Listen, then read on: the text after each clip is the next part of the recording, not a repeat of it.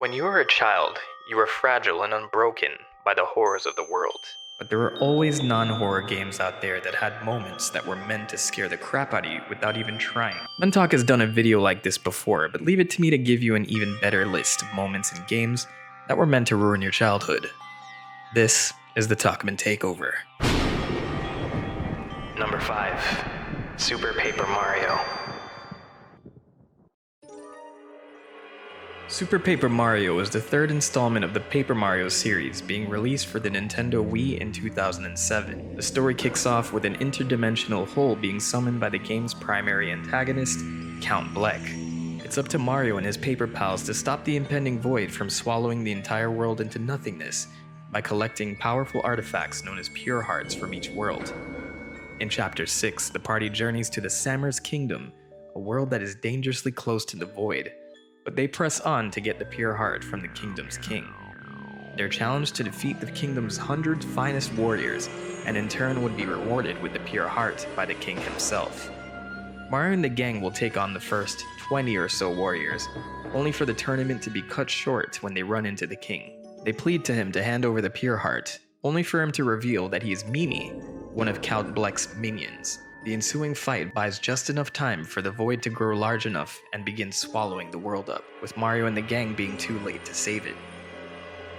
In the final moments, Mario's companion Tippy manages to warp them out of Sammer's kingdom to safety, but when you go back in the door to the kingdom, it's a blank wasteland. The beautiful, thriving world you were just in is completely annihilated.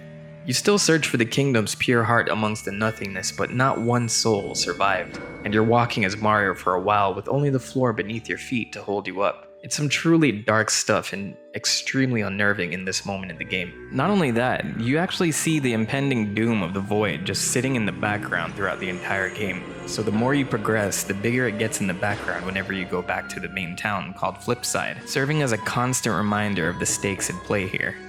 Here's an honorable mention. Mimi is originally presented as this cutesy, mischievous girl until you get to the first boss battle with her, and then this happens.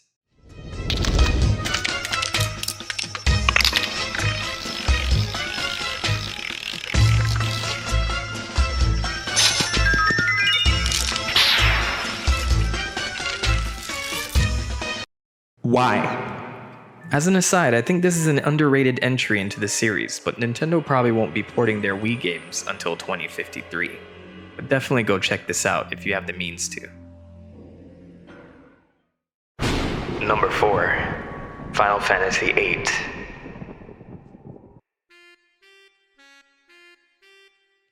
Final Fantasy VIII explores a lot of angsty and overall dark plot points, but there are several unnerving scenes that could give the most hardened gamers the chills in the right context.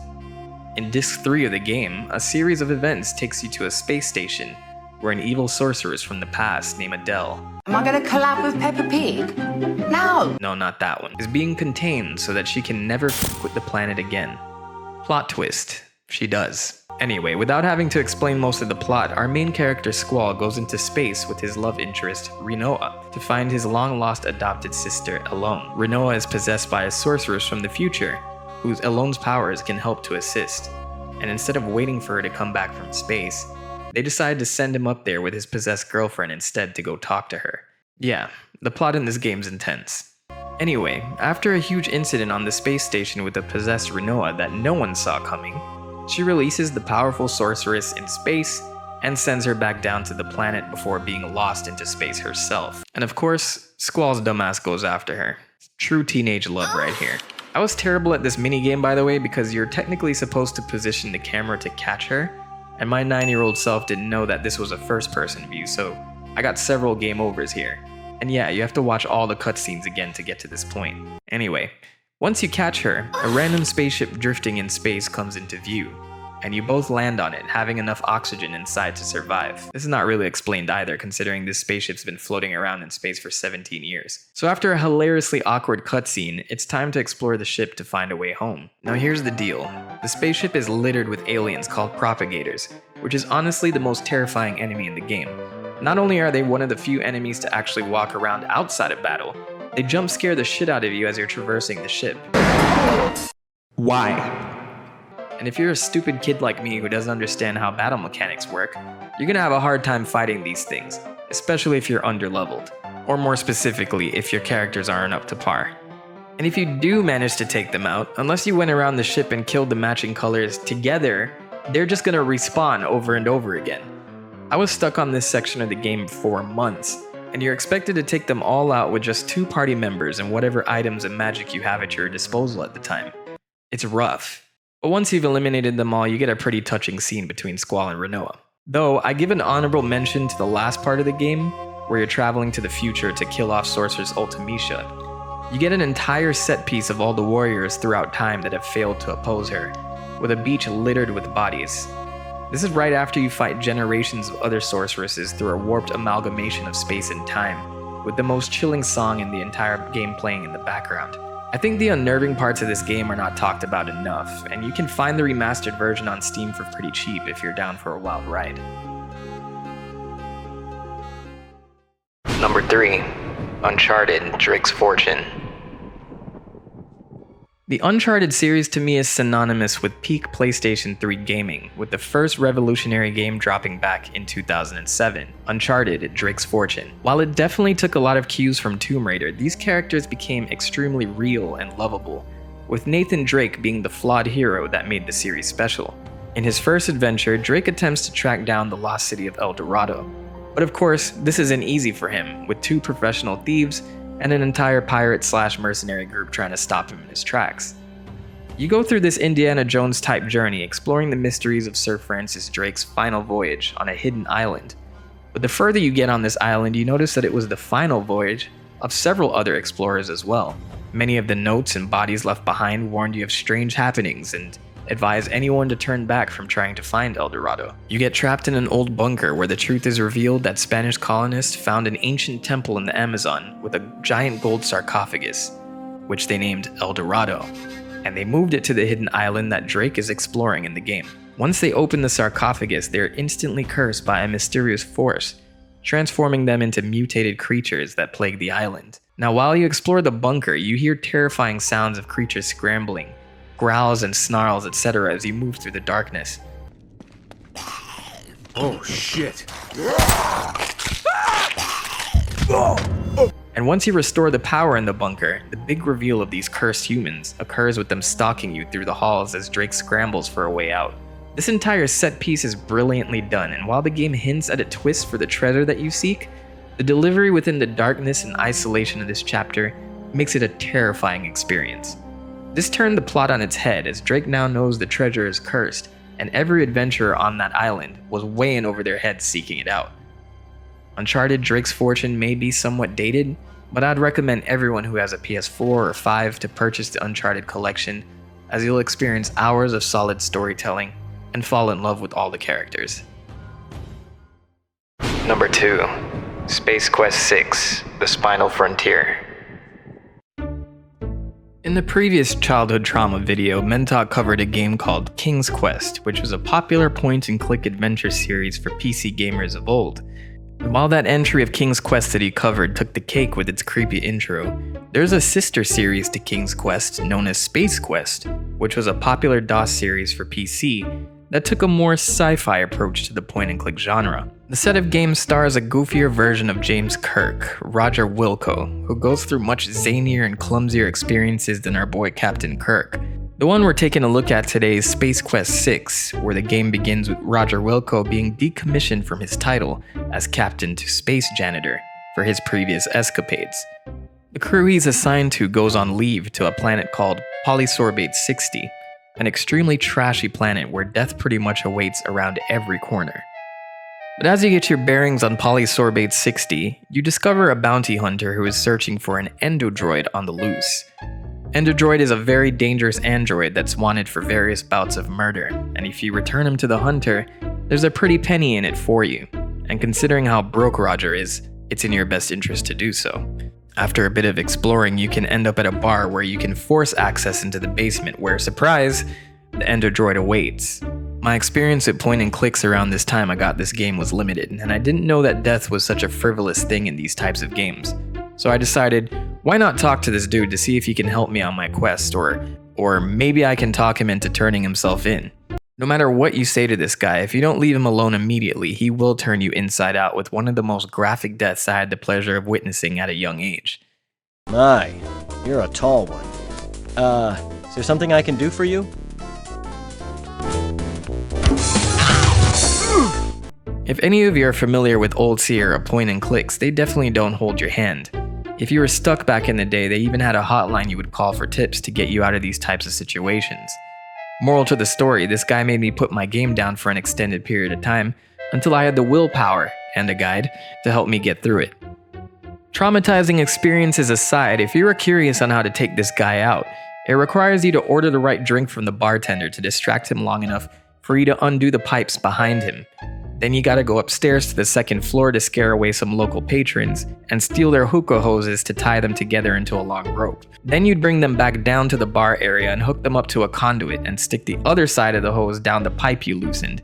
Then you gotta go back upstairs to go take a freezing gas called nitro that was used to cool the patron's hookah over to a pipe on the upstairs so it feeds downstairs into the hose that you plugged into the other pipe. Then finally this leads to freezing the Endodroid in the basement below.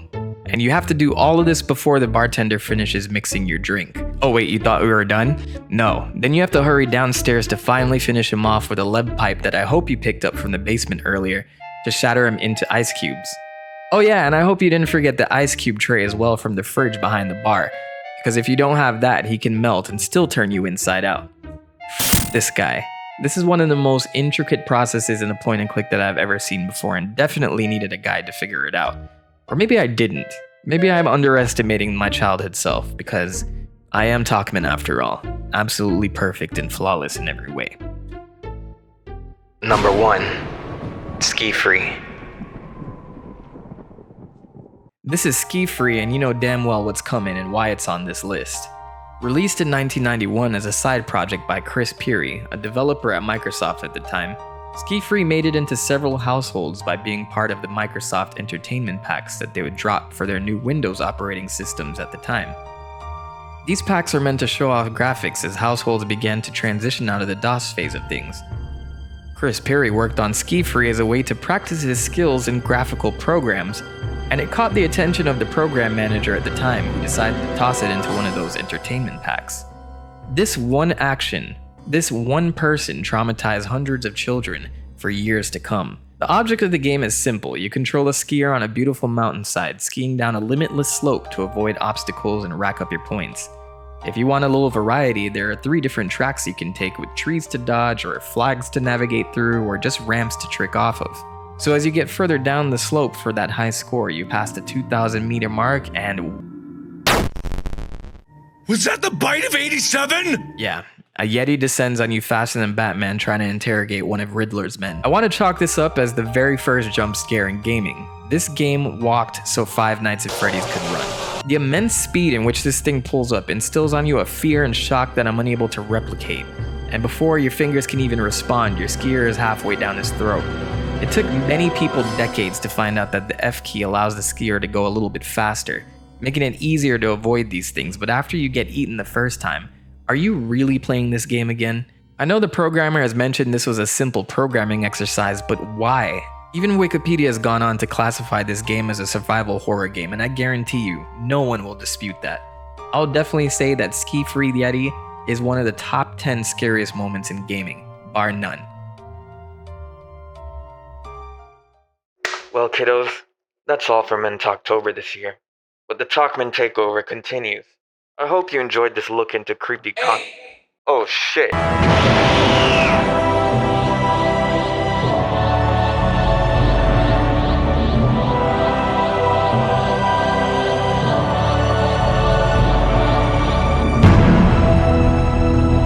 Yeah, I'm free. And I'm gonna give you 2 seconds to get your butt out my chair and give me back my channel.